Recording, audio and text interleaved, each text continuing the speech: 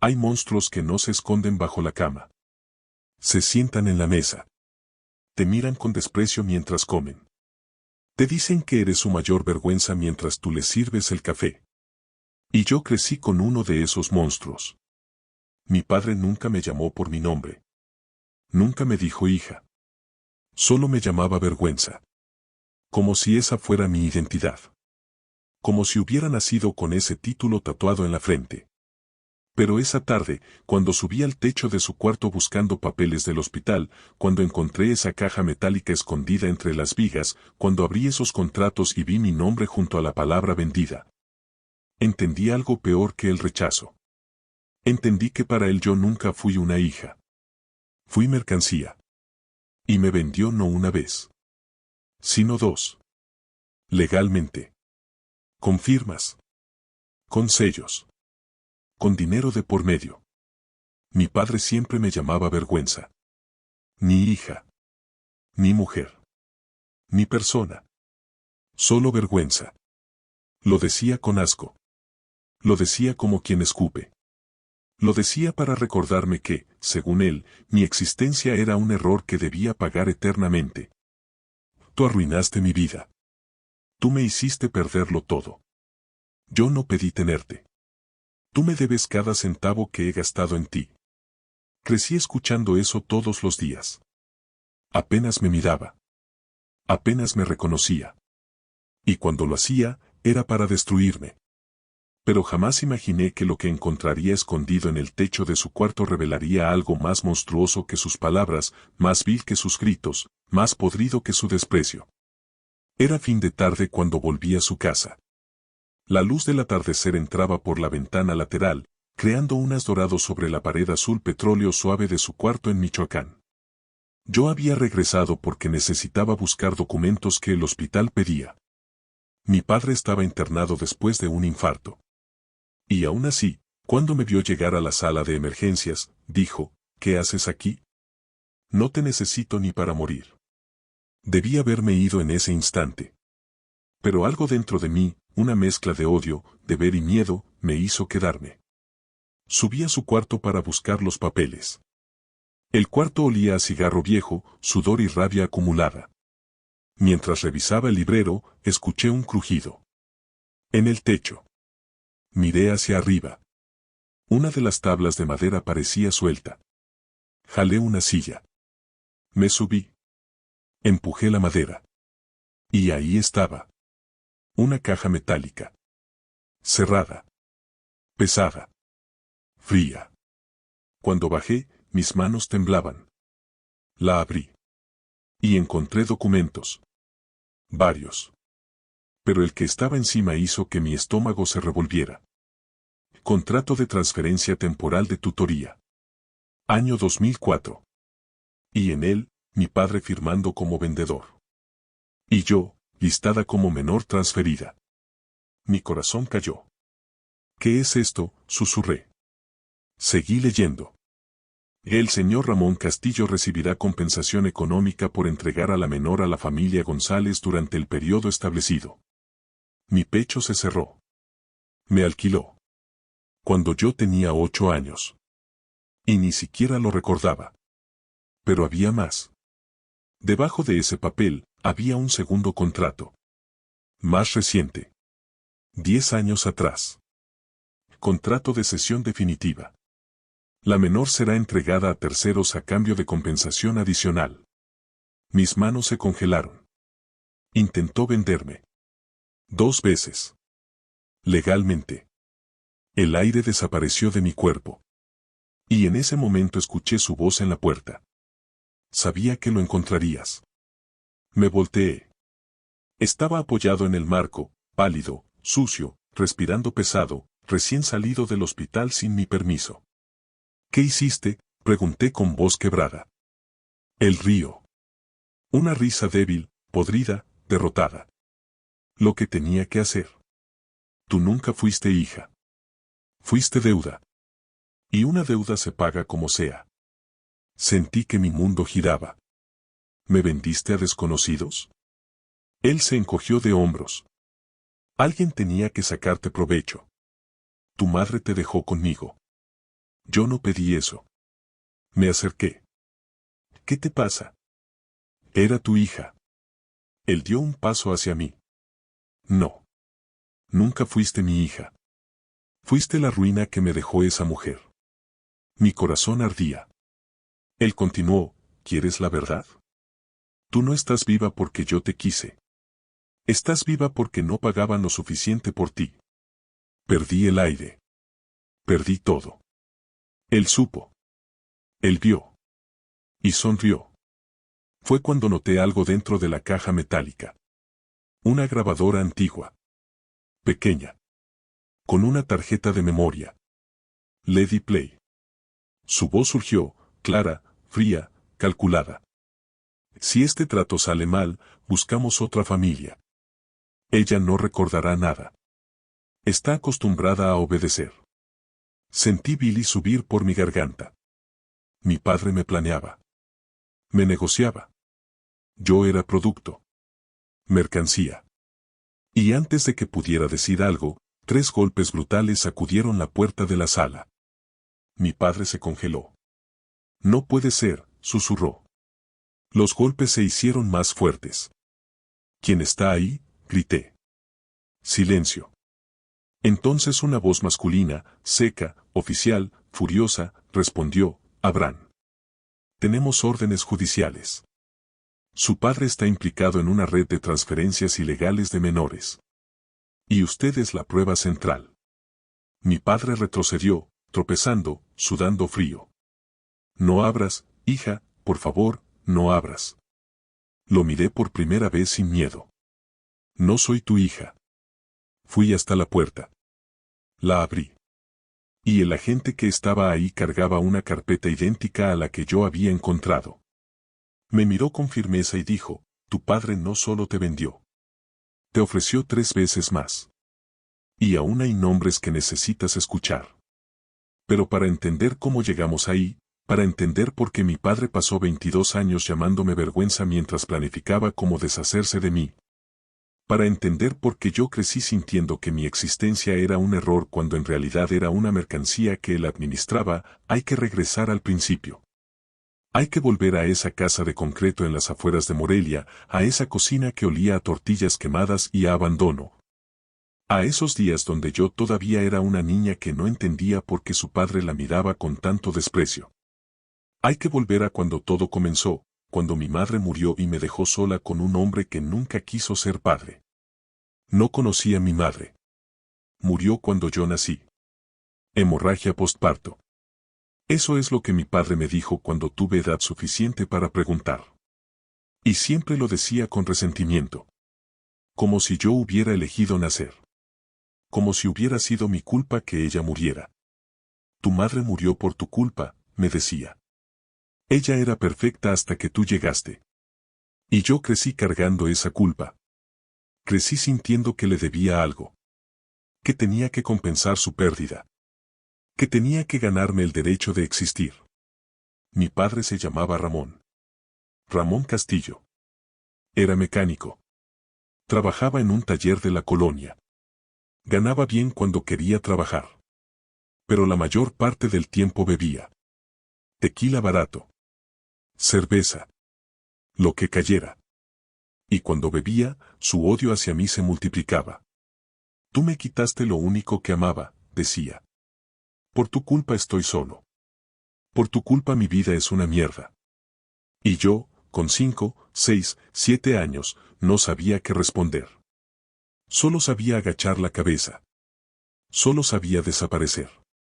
No tengo recuerdos felices de mi infancia. Ninguno. Mis primeros recuerdos son de silencio. De caminar de puntitas para no hacer ruido. De comer lo que quedaba después de que él comiera. De dormir en un cuarto frío sin cobijas suficientes porque él decía que yo no merecía más. Crecí en esa casa como un fantasma. Presente pero invisible. Viva pero no viviendo realmente. Y mi padre se aseguraba de que yo nunca olvidara mi lugar. Cuando empecé la primaria, las cosas empeoraron. Porque ahora tenía que salir de la casa. Tenía que ir a la escuela. Y mi padre odiaba eso. Odiaba tener que levantarse temprano para asegurarse de que yo me fuera. Odiaba tener que darme dinero para el pasaje. Odiaba cualquier cosa que requiriera que él reconociera mi existencia. Apúrate, decía cada mañana. No tengo tiempo para ti. Y yo me apuraba. Siempre me apuraba. Porque si me tardaba, me gritaba. Y los gritos podían convertirse en golpes. En la escuela tampoco era fácil. Los otros niños notaban cosas. Notaban que mi ropa estaba sucia. Que mi pelo estaba mal cortado. Que llevaba el mismo vestido toda la semana. Y preguntaban: ¿por qué siempre usas lo mismo? ¿Dónde está tu mamá? ¿Por qué hueles raro? Y yo no sabía qué decir. Porque la verdad era demasiado vergonzosa. La verdad era que mi padre no me compraba ropa. Que me bañaba con agua fría una vez por semana. Que comía frijoles y tortillas todos los días. Entonces mentía. Decía que mi mamá estaba enferma. Que mi ropa estaba en la lavandería. Mentiras pequeñas para esconder una verdad grande y fea. Había una maestra, la señora Patricia, que a veces me preguntaba si todo estaba bien en casa. Y yo siempre decía que sí. Porque mi padre me había advertido. Si alguien pregunta, todo está bien. Si dices algo diferente, te va peor. ¿Entiendes? Y yo entendía. Entendía que la verdad era peligrosa. Que podía hacer que las cosas empeoraran. Entonces guardaba silencio. Y la señora Patricia, aunque sospechaba algo, nunca insistió. Porque así funciona el mundo. La gente sospecha. Pero rara vez actúa. Cuando cumplí 8 años, algo cambió. Mi padre empezó a recibir visitas. Gente que yo nunca había visto. Hombres trajeados. Mujeres elegantes. Venían a la casa. Hablaban con él en voz baja. Me miraban. Me estudiaban. Como si yo fuera un objeto en exhibición. Y yo no entendía qué pasaba. Solo sabía que me ponía nerviosa. Que algo se sentía mal. Entonces mi padre me mandaba a mi cuarto. Y yo obedecía. Porque siempre obedecía. Porque desobedecer significaba castigo. Un día, mi padre me dijo que iba a quedarme con una familia durante un tiempo. Unas vacaciones, dijo. Vas a estar mejor ahí. Van a cuidarte. Y yo, ingenua, me emocioné. Porque pensé que tal vez esa familia sería mejor. Que tal vez me tratarían bien. Que tal vez tendría comida caliente y cobijas limpias. Entonces empaqué mis pocas cosas en una mochila raída. Y esperé. Al día siguiente llegó una pareja. Los señores González. Eran amables. Sonreían. Me hablaban suave. Y yo fui con ellos. Sin saber que mi padre había firmado un contrato. Sin saber que me había alquilado por 3 meses. Sin saber que había recibido dinero a cambio de mí. Viví con los González durante 3 meses. Y fue extraño. Porque me trataban bien. Demasiado bien. Me dieron un cuarto propio. Ropa nueva. Comida caliente 3 veces al día. Me llevaban a la escuela. Me ayudaban con las tareas. Y yo no entendía por qué. No entendía qué querían de mí. Pero lo disfruté. Porque por primera vez en mi vida, alguien me trataba como si importara. Como si fuera más que una vergüenza. Como si fuera una niña normal. Pero entonces terminó. Un día mi padre llegó a buscarme. Y yo no quería irme. Lloré. Supliqué. Le dije a la señora González que no quería volver. Pero ella solo sacudió la cabeza tristemente. Lo siento, mija. El contrato terminó. Y yo no entendí qué significaba eso. Solo entendí que tenía que volver. Que tenía que volver con mi padre. Con el hombre que me odiaba. Y cuando llegamos a la casa, cuando volví a ese cuarto frío, cuando volví a comer frijoles fríos, me di cuenta de que esos 3 meses habían sido un sueño. Y ahora estaba de vuelta en la pesadilla. Mi padre nunca me explicó qué había pasado. Nunca me dijo por qué me había mandado con esos desconocidos. Y yo, con 8 años, no hice preguntas. Porque había aprendido que hacer preguntas era peligroso. Entonces guardé ese recuerdo. Lo guardé en un lugar profundo de mi mente. Y con el tiempo, empecé a olvidarlo. O al menos a convencerme de que había sido un sueño. Porque era más fácil creer que había soñado con una familia que me trataba bien que aceptar que había tenido algo bueno y lo había perdido. Los años siguieron. Mi padre seguía bebiendo. Seguía llamándome vergüenza. Seguía recordándome que yo le debía todo. Que sin él yo no sería nada. Y yo seguía obedeciendo. Seguía siendo invisible. Seguía sobreviviendo. Entré a la secundaria. Luego a la preparatoria. Y aunque mis maestros decían que era inteligente, que tenía potencial, nunca pude hacer nada con eso. Porque mi padre no me dejaba. No me dejaba tener amigos. No me dejaba salir. No me dejaba soñar con un futuro diferente. Cuando cumplí 18 años, intenté irme. Conseguí un trabajo en una tienda de ropa. Empecé a ahorrar. Escondía el dinero en una caja bajo mi colchón. Soñaba con alquilar un cuarto. Con ser independiente. Con ser libre. Pero mi padre lo descubrió. Encontró la caja. Tomó el dinero. Y cuando le reclamé, me golpeó. Ese dinero es mío, dijo. Todo lo que tienes es mío. Porque yo te mantuve durante 18 años. Y me lo vas a pagar. De una forma u otra. Me lo vas a pagar. Esa fue la primera vez que pensé en suicidarme. Porque me di cuenta de que nunca iba a escapar. Que no importaba lo que hiciera, siempre iba a estar atrapada. Con él. Con su odio. Con su resentimiento. Y no veía salida. Entonces una noche, me senté en mi cuarto con un frasco de pastillas. Pastillas para dormir que mi padre tomaba. Y las conté. Y pensé, si me tomo todas estas, ya no voy a sentir nada. Ya no voy a ser una vergüenza. Ya no voy a ser una carga. Y estuve tan cerca de hacerlo. Pero entonces pensé en mi madre. En la madre que nunca conocí.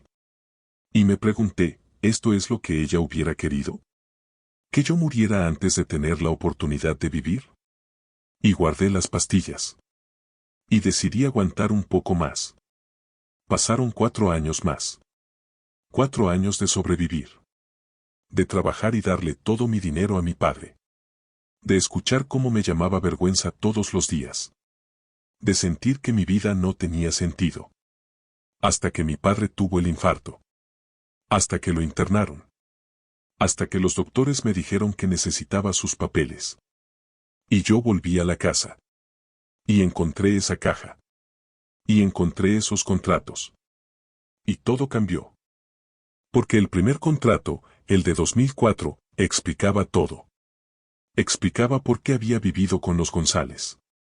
No había sido bondad. No había sido vacaciones. Había sido un negocio. Mi padre me había alquilado. Por 3 meses. Por 20,000 pesos. Y cuando el contrato terminó, me recuperó. No porque me quisiera. Sino porque el negocio había terminado. Y yo, con 8 años, nunca supe. Nunca entendí. Solo sentí la pérdida de algo bueno que no podía nombrar. Pero el segundo contrato era peor. Mucho peor. Era de 2014. Cuando yo tenía 18. El año en que intenté irme. El año en que junté dinero. El año en que soñé con ser libre. Y en ese contrato, mi padre había intentado venderme. Permanentemente. A otra familia. Por 50,000 pesos. Y había estado a punto de concretar la venta. Había firmado. Había recibido un adelanto. Pero algo salió mal. La familia se echó para atrás. Y él tuvo que devolverme. Como si yo fuera un producto defectuoso. Y entonces entendí. Entendí por qué ese año había sido particularmente horrible. Porque mi padre había estado más violento. Más amargado. Porque su plan había fallado. Porque no había podido deshacerse de mí. Porque estaba atorado conmigo. Y me odiaba aún más por eso. Y yo, sin saberlo, había seguido viviendo. Había seguido aguantando. Mientras él planeaba cómo venderme de nuevo. La grabadora tenía más. Tenía conversaciones. Mi padre hablando con diferentes personas. Negociando. Regateando. Describiendo mis cualidades como si yo fuera ganado. Es obediente. Trabaja duro. No causa problemas. ¿Y las respuestas? ¿Qué edad tiene? ¿Está sana? ¿Tiene papeles? Como si yo fuera un objeto que se pudiera transferir con un recibo. Y mi padre respondía a todo. Con paciencia. Con detalle. Porque para él, yo era solo eso. Un objeto. Un medio para conseguir dinero. Y ahí estaba yo, parada en su cuarto, con esos contratos en las manos, escuchando esas grabaciones, sintiendo como mi mundo entero se desmoronaba. Porque una cosa es saber que tu padre te odia. Otra cosa es saber que te veía tan poco humana que te vendió. Como mercancía. Y no una vez. Sino dos. Y había intentado hacerlo 3 veces más según los papeles que encontré después. 3 intentos más de deshacerse de mí. 3 familias más que rechazaron el trato. Y yo seguía ahí. Viva. No porque él quisiera. Sino porque nadie me quiso comprar. Mi padre apareció en la puerta en ese momento. Y cuando lo vi, cuando vi su cara, ya no sentí miedo. Sentí asco. Asco puro. Porque ahí estaba el hombre que se suponía debía protegerme. Que se suponía debía amarme. Y todo lo que había hecho era venderme. Entonces le mostré los contratos. Le mostré las grabaciones. Y él no se veía arrepentido. No se veía culpable. Solo se veía cansado. Como si estar expuesto fuera una molestia. Como si yo fuera la que estaba haciendo algo malo al descubrirlo. ¿Por qué? Fue todo lo que pude decir. Él se encogió de hombros. Porque necesitaba el dinero. Porque tu madre murió y me dejó con una carga que no podía mantener. Porque cada vez que te veía, veía mi vida arruinada. Entonces decidí sacarle provecho. Si iba a estar atrapado contigo, al menos iba a ganar algo. ¿Y no te importó lo que me pasara? El río. Una risa seca. No. Nunca me importaste. Eras un recordatorio de todo lo que perdí. Y si alguien estaba dispuesto a pagarte, mejor para mí. Sentí náuseas. Sentí que iba a vomitar. Porque no había remordimiento. No había humanidad. Solo había frialdad. Y egoísmo. Y maldad pura. Mi padre no era solo un mal padre. Era un monstruo. Y yo había vivido 22 años con él. 22 años aguantando su odio. Su violencia. Sus humillaciones. Y todo ese tiempo, él había estado tratando de venderme. Como si yo fuera basura. Como si mi vida no valiera nada. Entonces llegaron los golpes en la puerta. Esos golpes que significaban que alguien más había. Que alguien más había estado investigando. Y cuando abrí y vi a esos agentes, cuando me dijeron que mi padre estaba implicado en una red, cuando me explicaron que yo no era la única, todo cobró sentido. Porque mi padre no había actuado solo. Había otras personas. Otras familias. Otros niños que habían sido vendidos. Y yo era parte de algo más grande. Algo horrible. Algo que tenía que salir a la luz. Los agentes entraron. Le mostraron a mi padre las órdenes judiciales. Y él se derrumbó. Cayó en la silla. Con la cara en las manos. Y por primera vez en mi vida, lo vi llorar. Pero no eran lágrimas de arrepentimiento. Eran lágrimas de autocompasión. De rabia porque lo habían atrapado. Y yo lo miré. Y no sentí nada. Ni pena. Ni tristeza. Ni siquiera satisfacción. Solo vacío. Porque el hombre que había sido mi tormento durante 22 años finalmente estaba cayendo. Pero su caída no me devolvía lo que había perdido. No me devolvía mi infancia. No me devolvía mi humanidad. Los agentes me llevaron a dar mi declaración. Y conté todo. Desde el principio. Desde mis primeros recuerdos de miedo y hambre. Hasta encontrar esos contratos. Y ellos escucharon. Y tomaron notas. Y me dijeron algo que nunca olvidaré.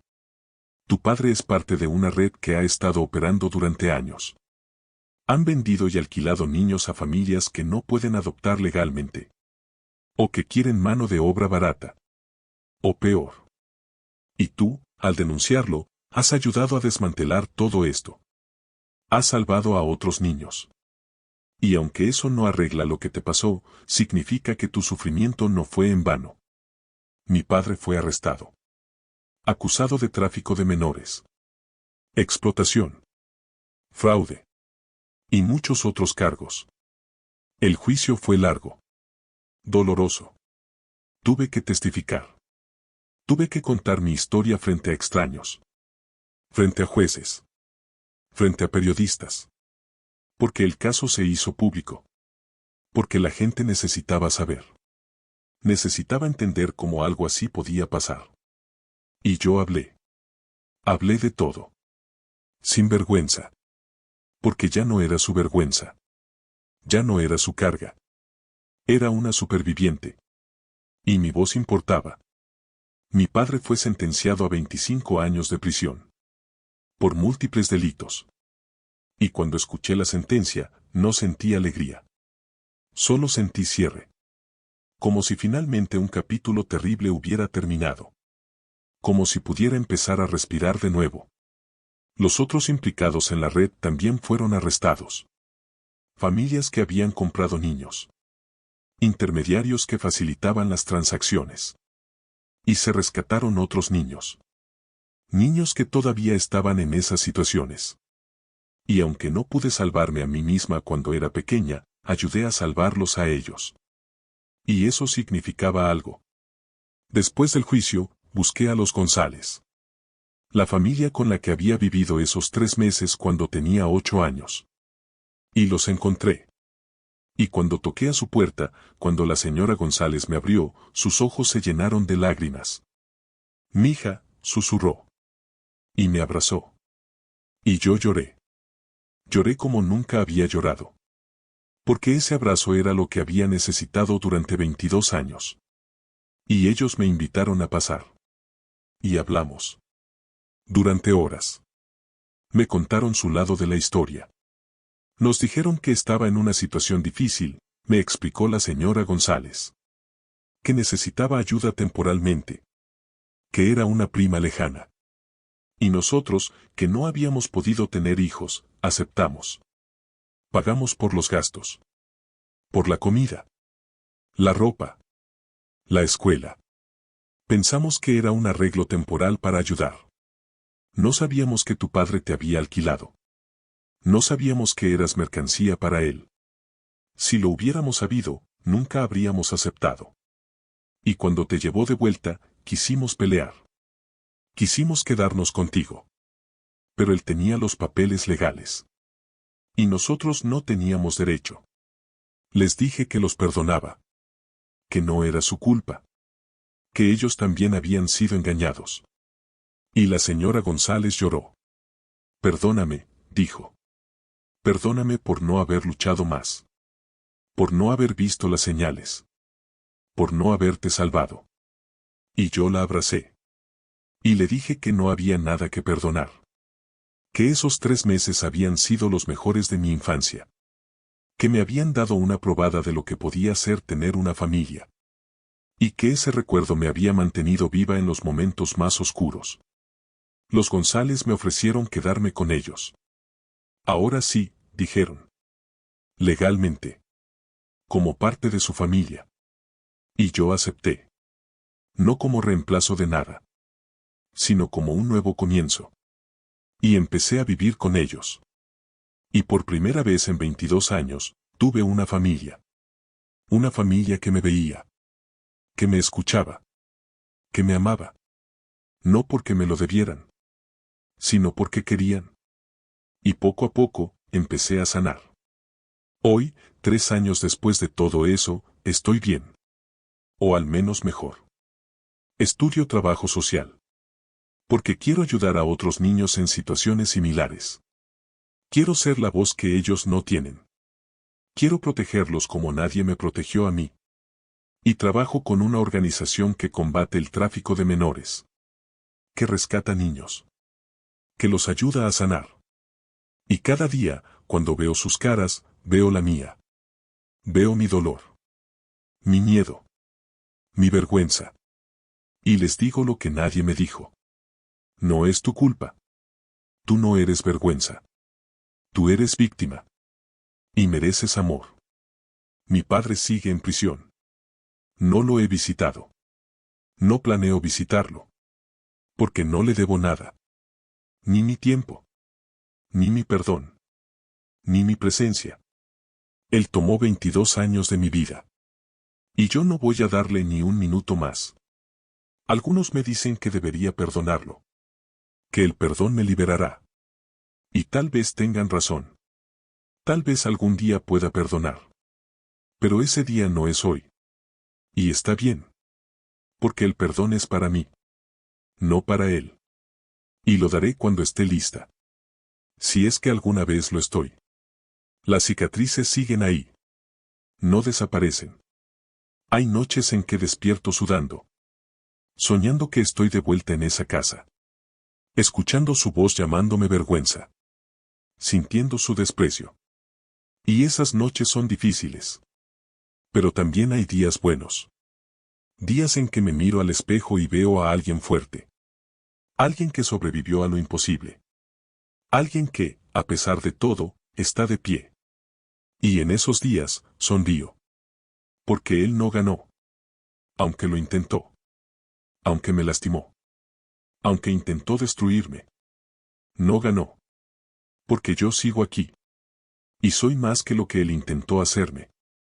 Los contratos que encontré ese día están en archivos judiciales. Son evidencia. Pero antes de entregarlos, hice copias. Y a veces, cuando necesito recordar de dónde vengo, cuando necesito recordar por qué lucho, los miro. Y lloro. Pero no lloro de tristeza. Lloro porque finalmente sé la verdad. Porque finalmente entiendo que mi padre no me odiaba porque yo fuera vergüenza. Me odiaba porque él era un monstruo. Y los monstruos no saben amar. Solo saben destruir. Y yo me niego a ser destruida. Si tú que estás escuchando esto has sido tratado como mercancía, si has crecido sintiendo que eres una carga, si alguien te ha hecho creer que tu vida no vale nada, quiero que sepas algo. No es cierto. Tú no eres objeto. Tú no eres vergüenza.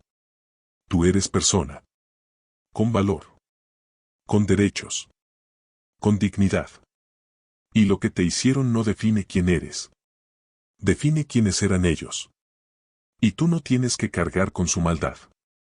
No tienes que creer sus mentiras. Porque eres más.